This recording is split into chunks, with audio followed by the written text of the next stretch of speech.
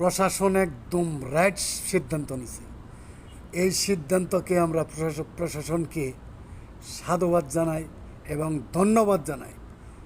দেশের যুব সমাজকে ধ্বংস করার যে একটা পাইতারা বিদেশিরা করছিল, তার পদক্ষেপ নেওয়াতে অনেক ধন্যবাদ।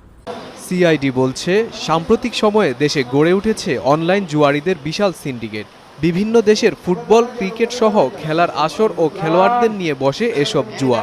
এ জুয়ার কারণে মোবাইল ব্যাংকিংয়ে প্রতিদিন লেনদেন হচ্ছে কোটি টাকা। প্রতিদিন ৩ থেকে ৫ কোটি টাকার লেনদেন হয় এই অনলাইন জুয়া খেলায়। চক্রটি দীর্ঘ ৯ মাস ধরে এই কার্যক্রম চালিয়ে আসছিল। চক্রের অন্যতম হোতা নবাব। সে নিজে বাসা থেকে পরিচালনা করত জুয়ার আসর। তার স্ত্রী আসামি মনিরা আক্তার মিলি টাকা সংগ্রহ, ব্যাংকে টাকা জমা সহ বাইরের সকল কাজ করত। সংস্থাটি বলছে, এই সাইটটি মূলত রাশিয়া থেকে পরিচালিত হয়।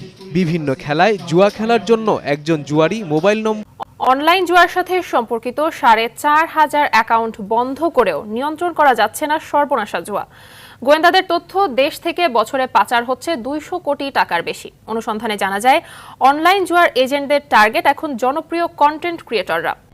যদি কারো মোবাইলে এই অনলাইন ক্যাসিনোর কোনো অ্যাপস পাওয়া যায়, সেটাই তাকে শাস্তি দেওয়ার জন্য যথেষ্ট। 2 বছরের কারাদণ্ড এবং ১ কোটি টাকা আর্থিক জরিমানা অথবা উভয় দণ্ডে দণ্ডিত হবে। যারা খেলবেন এই অনলাইন ক্যাসিনোতে, যারা মনে করবেন যে এটা লটারির মতো টাকা উৎপাদনের একটা ভালো জায়গা, টাকা পাওয়ার জায়গা, তারা যেন দুবার ধর্মের কথা যদি বলি, দেশের আইনের কথা যদি বলি, কোথাও যেটাকে অ্যালাউ করে না, সেই কাজটা করে আমরা এরকম দণ্ডে দণ্ডিত হতে যাব না।